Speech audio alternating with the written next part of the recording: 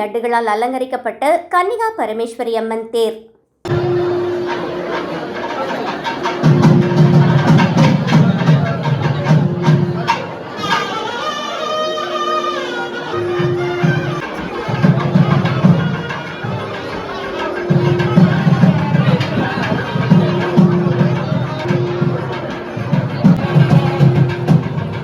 உகாதி பண்டிகை நேற்று நாடு முழுவதும் சிறப்பாக கொண்டாடப்பட்டது. திருவண்ணாமலை நகரத்தில் உள்ள கன்னிகா பரமேஸ்வரி அம்மன் கோவிலில் 2000 லட்டுகள் பயன்படுத்தி 11 அடி உயரத்தில் கன்னிகா பரமேஸ்வரி அம்மனுக்கு தேர் அலங்காரம் செய்யப்பட்டது.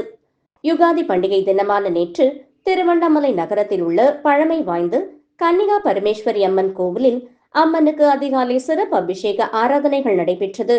இதனைத் தொடர்ந்து தமிழகத்தில் முதன்முறையாக 11 அடி உயரத்தில் 100 கிலோ சர்க்கரை, 60 கிலோ கடலை மாவு, 3 கிலோ முந்திரி, 3 கிலோ திராட்சை, 3 கிலோ ஏலக்காய் பயன்படுத்தி சுமார் 2000 லட்டுகள் செய்யப்பட்டது.